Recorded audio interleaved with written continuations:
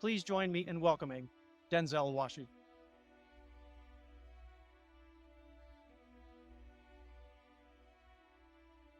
Thank you. Thank you very much. I found that nothing in life is worthwhile unless you take risks. Nothing. Nelson Mandela said, "There is no passion to be found playing small and settling for a life that's less than the one you're capable of living." Now, I'm sure in your experiences in school and applying to college and picking your major and deciding what you want to do with life, I'm sure people have told you to make sure you have something to fall back on. Make sure you got something to fall back on, honey. But I never understood that concept, having something to fall back on. If I'm going to fall, I don't want to fall back on anything except my faith. I want to fall forward. I figure at least this way I'll see what I'm going to hit. Fall forward. This is what I mean. Reggie Jackson struck out 2,600 times in his career, the most in the history of baseball. But you don't hear about the strikeouts. People remember the home runs. Fall forward. Thomas Edison conducted 1,000 failed experiments. Did you know that? I didn't know that. Because the 1,001st was the light bulb. Fall forward. Every failed experiment is one step closer to success. You've got to take risks, and I'm sure you probably heard that before, but I want to talk to you about why that's so important. You will fail at some point in your life. Accept it. You will lose. You will embarrass yourself. You will suck at something. There's no doubt about it. And I know that's probably not a traditional message for a graduation ceremony, but hey, I'm telling you, embrace it because it's inevitable. And I should know. In the acting business, you fail all the time. Early on in my career, I auditioned for a part in a Broadway musical. Perfect role for me, I thought, except for the fact I can't sing. I didn't get the job. But here's the thing. I didn't quit. I didn't fall back. I walked out of there to prepare for the next audition, and the next audition, and the next audition. I prayed. I prayed. And I prayed. But I could fail and fail. But it didn't matter because you know what? There's an old saying.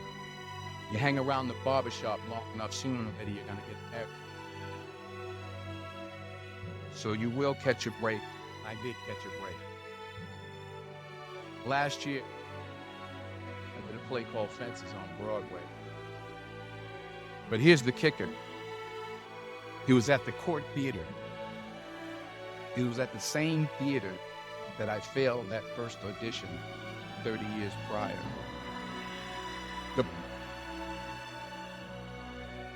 The point is, and I'll pick up the pace, the point is every graduate here today has the training and the talent to succeed.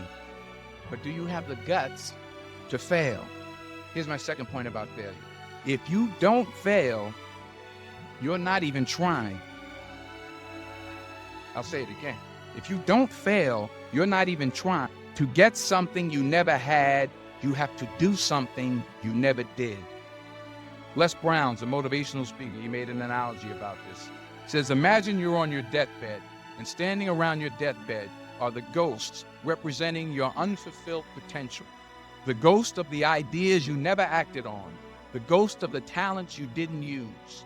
And they're standing around your bed, angry, disappointed, and upset. They say, we came to you because you could have brought us to life, they say. And now we have to go to the grave together. So I ask you today, how many ghosts are going to be around your bed when your time comes? I just got back from Africa like 2 days ago, so I'm rambling on. It's because I'm jet lagged. I just got back from South Africa. It's a beautiful country, but there are places there with terrible poverty that need help. And Africa is just the tip of the iceberg. The Middle East needs your help. Japan needs your help. Alabama needs your help. Tennessee needs your help. Louisiana needs your help. Philadelphia needs your help. The world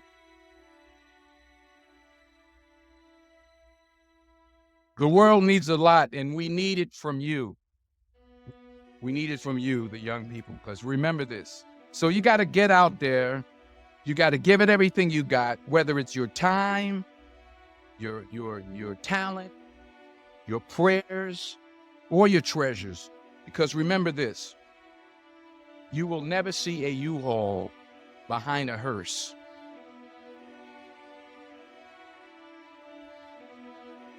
I'll say it again. You will never see a U-Haul behind a hearse. You can't take it with you. The Egyptians tried it, and all they got was robbed. So the question is, what are you going to do with what you have? I'm not talking about how much you have. Some of you are business majors. Some of you are theologians, nurses, sociologists. Some of you have money. Some of you have patience. Some of you have kindness. Some of you have love. Some of you have the gift of long suffering, whatever it is, whatever your gift is. What are you going to do with what you have? All right, now here's my last point about that. Sometimes it's the best way to figure out where you're going. Your life will never be a straight path. I began at Fordham University as a pre-med student. I took a course called cardiac, I still can't say it. Cardiac morphogenesis. I couldn't read it, I couldn't say it, I sure couldn't pass it. So then I decided to go into pre-law, then journalism. And with no academic focus, my grades took off in their own direction. Down. I was a 1.8 GPA one semester, and the university very politely suggested that it might be better to take some time off. I was 20 years old. I was at my lowest point. And then one day, and I remember the exact day, March 27th, 1975, I was helping my mother in her beauty shop. My mother owned a beauty shop up in Mount Vernon. And there was this older woman who was considered one of the elders in the town. I didn't know her personally, but I was looking in the mirror, and every time I looked in the mirror, I could see her behind me. She was staring at me. She just kept looking at me, and every time I looked at her, she kept giving me these strange looks. So she finally took the dryer off her head and said something I'll never forget. First of all, she said, "Somebody give me a piece of paper. Give me a piece of paper." She said, "Young boy, I have a prophecy, a spiritual prophecy." She said, "You are going to travel the world and speak to millions of people." And in the years that followed, just as that woman prophesied, I have traveled the world, and I have spoken to millions of people through my movies.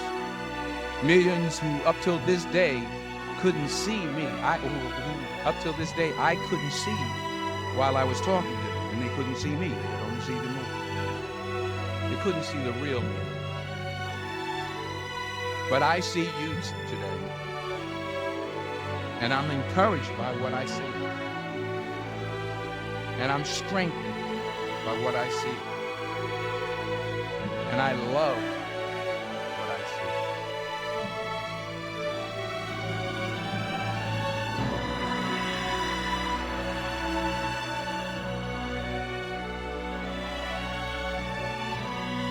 Because taking risk is not just about going for a job.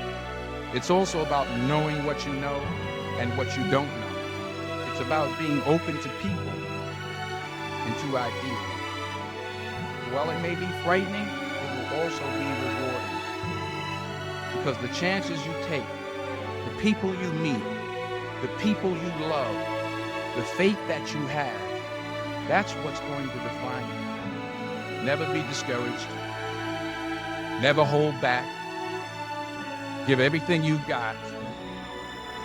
And when you fall throughout life, and maybe even tonight after a few many glasses of champagne, remember this. fall forward. Congratulations. I love you. I bless you. I respect